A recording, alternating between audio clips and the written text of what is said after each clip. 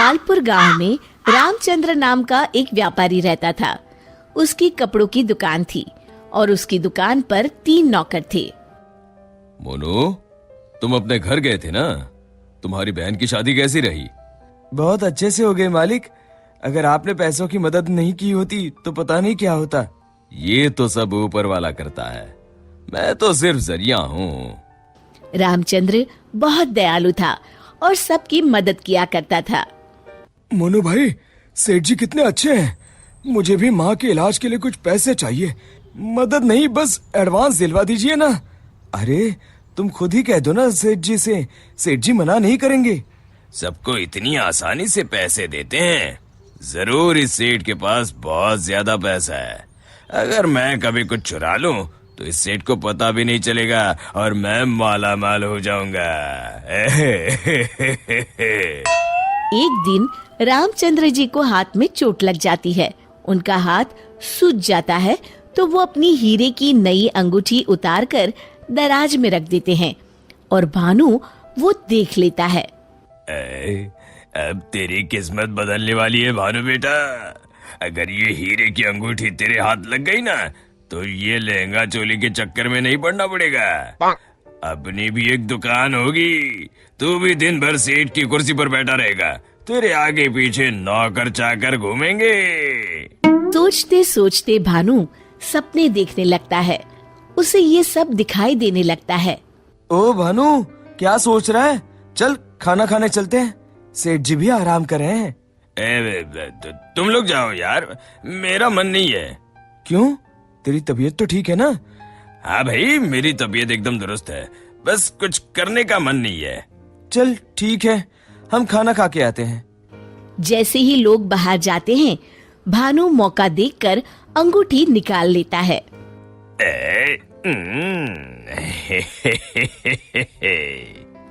शाम के समय आज का हिसाब खत्म करो बच्चों, अब दुकान बंद करने का समय हो गया है।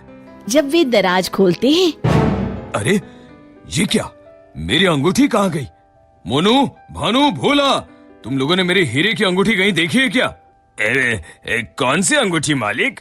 क्या हुआ मालिक? अब कुछ नहीं, अब कल सुबह मिलते हैं। रामचंद्र रात भर सोचते रहते हैं। अगली सुबह आज दुकान को दुल्हन की तरह सजाओ, हर आने जाने वाले का मुंह मीठा करवाओ, आज बड़ी खुशी का दिन है। ऐसी क्या बात है सेठ जी?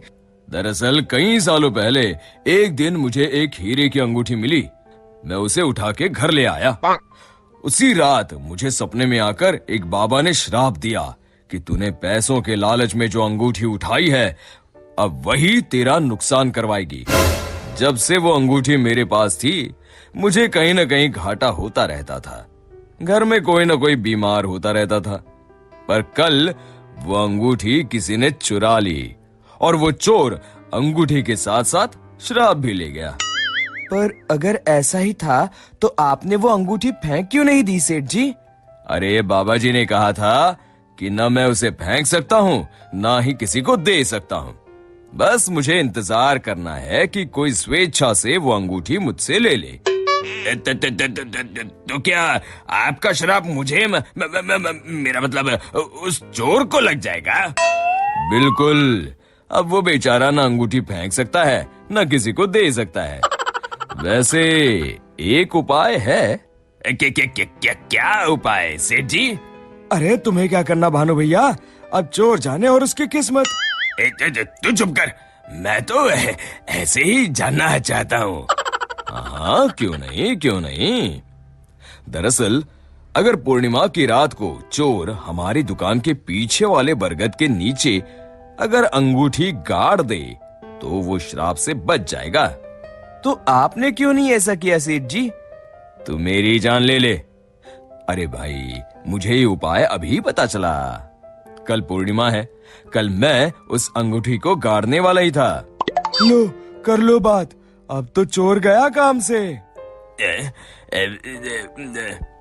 भानु पसीना पसीना हो जाता है। रामचंद्र अगली रात बरगद के पीछे छुपकर बैठ जाते हैं। तभी उन्हें एक परछाई आती हुई दिखती है। जैसे ही वो परछाई पेड़ के नजदीक आकर गड्ढा खोदने लगती है, रामचंद्र जी सामने आ जाते हैं।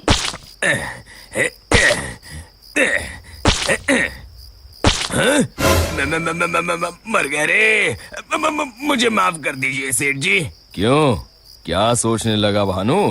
माफ कीजिए, मैं हाथ जोड़ता हूँ, आपके पैर पकड़ता हूँ, मुझे माफ कर दीजिए। मुझे इस शराब से मुक्ति चाहिए। ये क्या अगड़म बगड़म बोल रहा है? शराब से मुक्ति चाहिए तो प्रायश्चित कर और कसम खा, आज के बाद कभी चोरी नहीं करूंगा। नहीं नहीं नहीं नहीं नहीं करूंगा मालिक, मुझे पुलिस को मत सौंपिएगा, चाहे नौकरी से निकाल दीजिए।